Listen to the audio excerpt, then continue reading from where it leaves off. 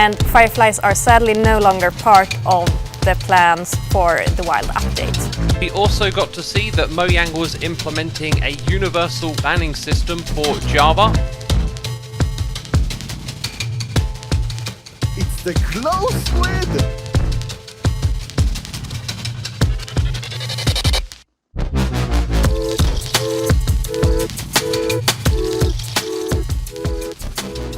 Now, if any of you are familiar with the Minecraft community, you'll know that recently they've been more and more critical of the decisions Mojang has been making regarding the game. Be it the massive delay announced on a major update last year, the consistently subpar mob votes, or simply just some of the genuinely baffling changes Mojang has implemented into the game. So in this video, we're going to go over all of the problems that have plagued Minecraft in recent memory, and I'll try to explain some of the ways I'd remedy these problems and discuss what Minecraft's future looks like if things don't change soon. Now, I'll be honest, it really does pain me that I want to make this video in the first place since I love Minecraft, and I truly want to see it succeed for many more years. But that's also why I feel like it's important to talk about some of the bad tendencies Mojang has developed as of late, to make sure they aren't repeated. Starting with...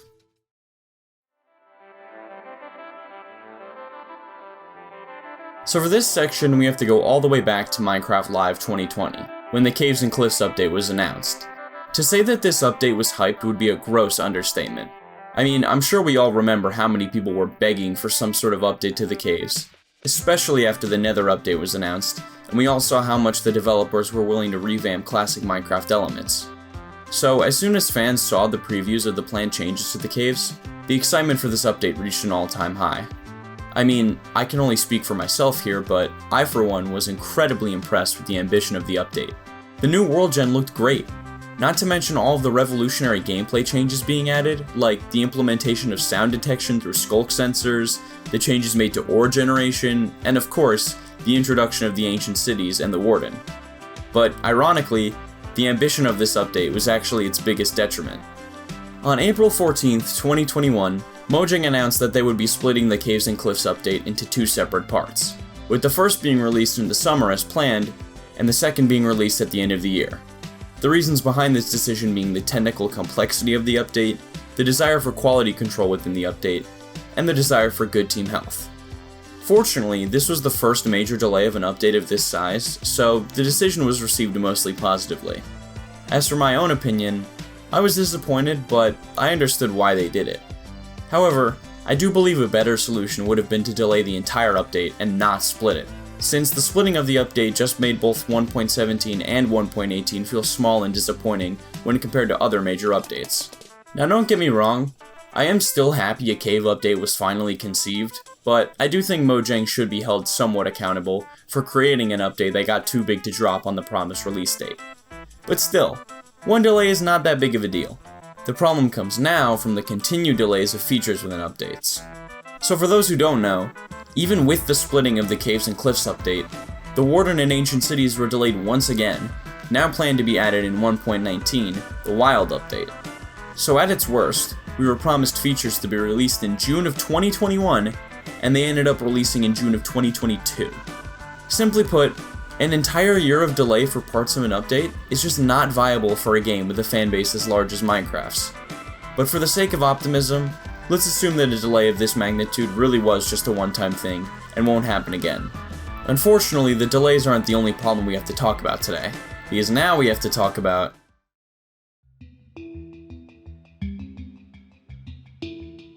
the mob votes are so frustrating to me because I genuinely think that with a little bit of tweaking to the way that they work, they could be such a fun way to get the Minecraft community to have a say in what should get added into the game.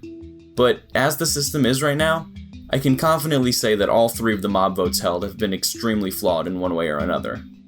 The first mob vote ever held was in 2017, and I'm sure this is the one most people remember being received poorly since it introduced the Phantom, one of the most universally hated mobs in the game. Now admittedly, during this time I was not an avid Minecraft player, so I never had the chance to experience this mob vote for myself, so I truly do have no idea why people would ever choose the Phantom over the three other mobs. But whatever the reason, people voted for the Phantom and it was added to the game shortly after. Now on one hand, it is our fault as players for voting for such a garbage mob, but on the other, I really don't understand how Mojang could ever let this mob make it through testing without seeing how annoying it is in-game. No matter who's to blame though, the result was an absolute disaster and did not set a good first impression for any future mob votes. Now as for the 2020 mob vote, I remember it like it was yesterday. But before I talk about my qualms with the glow squid once again, I should probably mention the elephant in the room related to this mob vote in particular. So for those unaware, as soon as the Twitter poll for the mob vote was created, famous Minecraft YouTuber Dream decided to show his support for the glow squid in order to influence the vote, going as far as to follow back fans that proved they voted for the glow squid. Now obviously what Dream did here was very irresponsible and quite frankly unfair to the people that didn't want the glow squid in the game, but if that was the only problem with this mob vote, it would be a problem that lie more with the actions of Dream than the actions of Mojang. Besides, it's not like there weren't a ton of people that genuinely wanted to see the glow squid added, but that leads to the other problem with this mob vote. Many people felt that the glow squid was misrepresented in its mob vote video, since in the video it appears to hypnotize those who look at it. A lot of people, myself included, thought this would be an actual in-game mechanic, which, while I'm not personally a big fan of it, would still be an interesting addition to the game at least. But lo and behold, the hypnotizing ability of the glow squid is nowhere to be seen in the actual game, making it a very useless mob overall, especially when compared to its competition. So because of the vote rigging, and the misleading information about the mob, I think it's safe to say that the glow squid is regarded now as a bad addition by a decent portion of the Minecraft community, making Mojang 2 for 2 on disappointing mob votes. Fortunately, the 2021 mob vote was actually a pretty good improvement.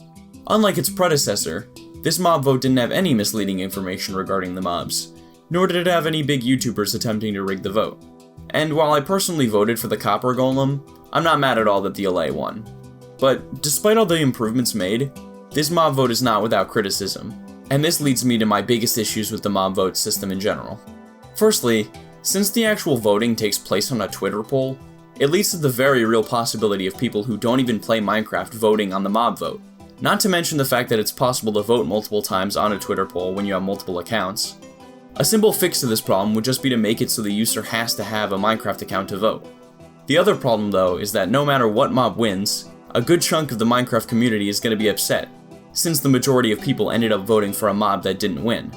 The simple fix to this issue would be to make the mob votes only between 2 mobs instead of 3, to mitigate the number of people disappointed with the result.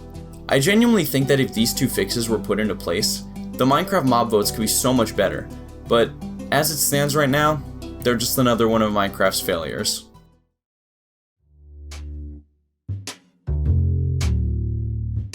So this section of the video won't focus on one specific issue, but rather on a bunch of recent miscellaneous changes made to Minecraft that I have some gripes with. Starting with the mandatory account migration fiasco. In February of this year, Mojang announced that all Minecraft players would have to migrate their Minecraft accounts to Microsoft accounts, essentially making it so you have to have a Microsoft account to play the game. Obviously, many fans complained about this decision, arguing that forcing players to create an account that they might not desire, just to simply be able to play the game that they spent their money on, is a very unfair move by Mojang, and I absolutely agree. I think the biggest problem simply comes from the fact that the migration is being forced, because there's undoubtedly a lot of people that don't plan on getting a Microsoft account anytime soon, who now have to just to play Minecraft. But even if it has to be a forced decision, the penalty of being completely unable to play the game if a player doesn't migrate their account is just way too high. Why not make it so a player can't use multiplayer, or make it so they can't install future updates? Granted, the fact that the migration is forced would still be annoying, but a lot less so in this scenario. But hey, at least we got capes, right? Now let's talk about fireflies. Fireflies were an addition teased as part of the Wild update, but they were eventually scrapped because apparently their mechanic of getting eaten by frogs was dangerous to show in the game, since some types of fireflies are poisonous to frogs in real life. To put it bluntly, that's a really stupid argument.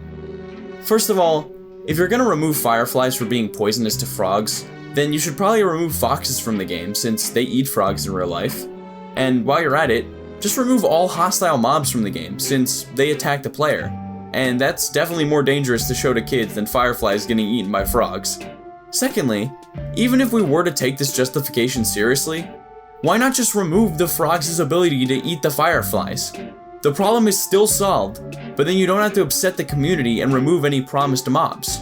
I think this whole Firefly situation perfectly demonstrates one of the worst growing trends with Mojang's update announcements, and that they will promise content to be released in updates, and as the release date inches closer, they'll either delay or just flat out remove the promised content from the update. Other examples of this include the Birch Forest update, Archaeology, Copper Horns, and Bundles, to name a few. And obviously, showing features in an update that players can get attached to, only to cancel them for an objectively flawed reason, like what happened with Fireflies, is not a good practice for any game. But unfortunately, it's a practice that's becoming more and more common with every update. The final problem I'd like to talk about in this video is the moderation update. And I saved it for last since this is the one that makes me the most upset, by far. On July 27th, 2022, Mojang released 1.19.1, now dubbed by fans as the moderation update due to its changes made to the in-game chat system. It's a bit complicated, but in simplest terms, this update now allows players to report others for abusive messages, which can result in a temporary or even permanent ban of their Minecraft account. Now, this idea actually doesn't sound too bad in theory. After all, tons of other games have some sort of report filter to make sure toxic and abusive players get their comeuppance. The problem arises with the execution. Easily the worst part about the moderation system is that it's not optional. All multiplayer servers in Minecraft are subjected to this chat reporting feature, including custom realms. So at best, this system is completely useless for large servers like Hypixel, since they already have moderation teams that take care of harassment on the server. And at worst, it's a horrible detriment for servers like 2B2T, whose entire point of existence is to be a server with no rules. Placing a ban on things as simple as profanity completely takes away from the point of an anarchy server like 2B2T. Also, let's not kid ourselves here. No chat reporting system is perfect, so there's inevitably going to be hundreds of thousands of false reports made with this system, leading to upwards of a few thousand innocent players getting their accounts banned. And this isn't made any easier with how notoriously difficult it is to appeal a Minecraft ban. Now, of course, this is just a hypothetical, but I think it does represent how genuinely dangerous a system like this can be to unlucky players if not implemented properly, and Mojang certainly did not implement this system properly.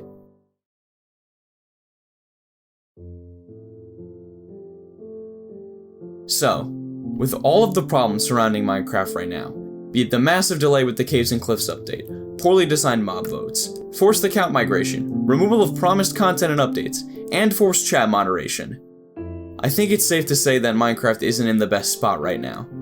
And I think a few major things have to change with the way Minecraft is being run right now if we want to see some improvements made. Firstly, Mojang simply needs to listen to community feedback a lot more. I've noticed a pattern recently where Mojang will announce a change being made to Minecraft and justify it by claiming it was made with player input in mind. But when that change receives criticism from actual players, they don't take that into account at all. This eventually results in an unhealthy relationship between the players and Mojang, where players feel like their concerns are being ignored. In addition to more community input, there needs to be some sort of change to the announcement of updates. An update that I think really nailed its rollout was the Nether update, since it not only delivered on basically everything that was promised, but there were also features added that weren't previewed at all, which made for a nice surprise. So maybe a better way to announce updates is to reveal fewer features during Minecraft Live. That way there's less of a chance that promised features get cancelled. And before I wrap this up, I feel like I should once again mention that I truly do love Minecraft, and I'm criticizing it as a genuine fan of the game. But like I said, the only way the game can improve is if Mojang makes some drastic changes as soon as possible, or else we're going to be experiencing even more inevitable failures of Minecraft in the coming years.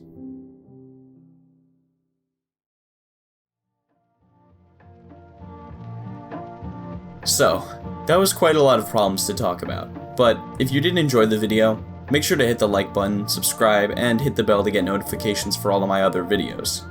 Also, I've linked some videos with really good discussions in the comments if you want to see some other people's thoughts on these situations. Stuff like this gets pretty complicated, so I think it's always good to look for a differing opinion. And finally, please don't send any hate to any of the individual developers of the game, since they are just simply doing their job. Realistically, it's most likely the multi-billion-dollar tech company that owns Mojang coming up with these changes, unfortunately. But yeah, that's about it. Thanks for watching.